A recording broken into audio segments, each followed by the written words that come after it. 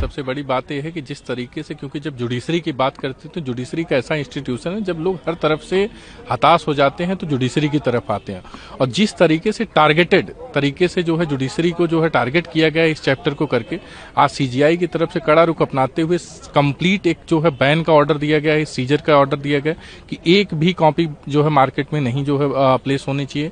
साथ ही साथ उन्होंने जो है सो कॉज नोटिस जो है इशू किया है कंसर्न सेक्रेटरी को, एनसीईआरटी के डायरेक्टर को, कि उनके खिलाफ कंटेम्प्ट ऑफ कोर्ट और अदर जो है क्लॉजेज में उनके खिलाफ एक्शन क्यों न लिया जाए।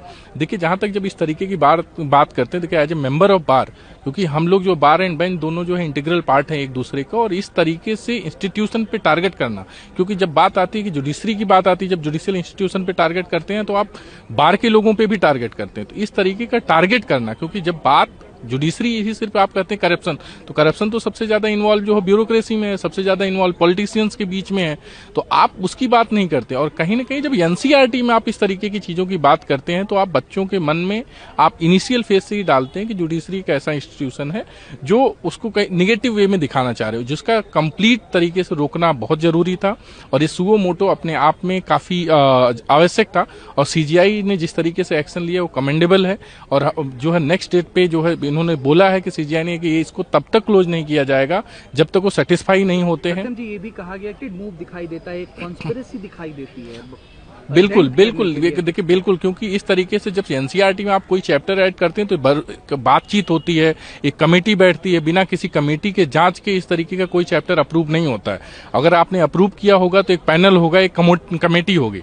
इन सब चीजों पे जो जांच की भी बात की है, और इसमें जो है एसजी ने भी कई बारी जो है इस पे बो डाउन किया है कि जो भी जो है कोर्ट का ऑर्डर होगा उसको फॉलो किया जाएगा। अनकंडीशनल अपोलॉजी टेंडर करने की भी बात हुई, और इस तरीके से कई सारी, और कोर्ट ने भी बोला है कि हम इस केस को तब तक क्लोज नहीं करेंगे जब तक वो सेटिस्फाई नहीं हो जाए। नहीं, देखिए, बार बेंच पे तो आक्रोश था ही, लेकिन बार भी जो इस इंस्टीट्यूशन का पार्ट है, बार और बेंच दोनों, तो बार को भी ये बात अच्छी नहीं लगी थी। कल परसों भी हमसे कुछ लोगों ने प्रश्न किया था, तो मैंने कहा था कि ये बहुत ही आपत्तिजनक है, या ऐसी ढंग का चैप्टर नाबालिग बच्चों के सामने ये परोसना, या देश के सामने ये परोसना बड़ा ही अनुचित है, और इसका कहीं से कोई जस्टिफिकेशन नहीं हो सकता है।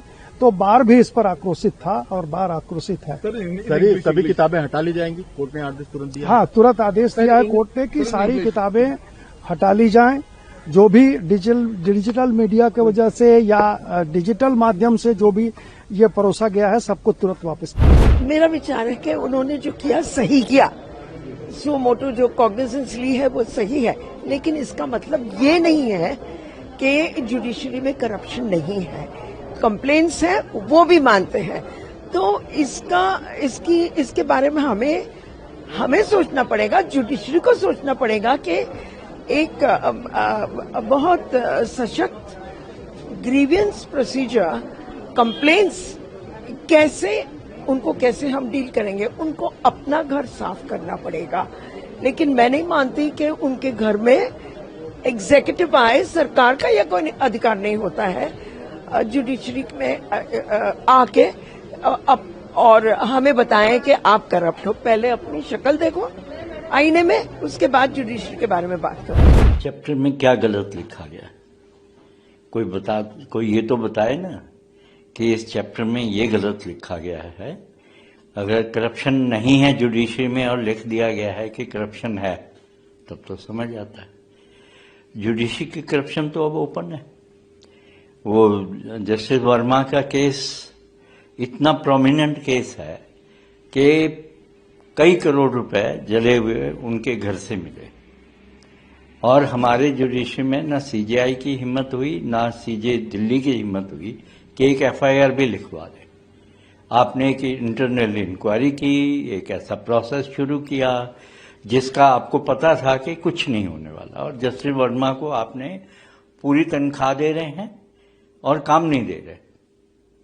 मतलब उनको आपने काम नहीं छोड़ दिया, लेकिन उनको सारी हाईकोर्ट जज की फैसिलिटीज, और हाईकोर्ट जज हैं वो। तो करप्शन किसको कहते हैं? इसका मतलब करप्शन की आपकी परिभाषा ही अलग है। आम आदमी के लिए करप्शन कुछ है, आपके लिए करप्शन कुछ है। आप उसको जो है, अगर चैप्टर को हटा भी देंगे तो क्या लोग आपको ईमानदार मानने लग जाएंगे? मुझे तो नहीं लगता कि ऐसी कोई संभावना है। और फिर आपके अपने सुप्रीम कोर्ट के रिटायर्ड जजेस ने करप्शन के ऊपर कई बयान दिए कि जुडिशरी में, आपके हाई कोर्ट में, सुप्रीम कोर्ट में इतने प्रतिशत जज करप्ट है। आपके सामने भी वो बयान आए जिसमें आपने सुमोटो कॉग्निज ली मिस्टर प्रशांत भूषण के खिलाफ। उन्होंने अपने बयान लेने से या क्षमा मांगने से मना कर दिया, कहा कि मैं जो कह रहा हूं आई स्टैंड बाय दैट। और आप में इतनी हिम्मत नहीं हुई कि आप उनको कंटेम्प्ट में एक घंटे के लिए भी जेल भेज सके। आपने उनके ऊपर ₹1 फाइन किया, जो उन्होंने कहा मैं नहीं दूंगा। उनके एक दोस्त ने दिया ₹1 फाइन।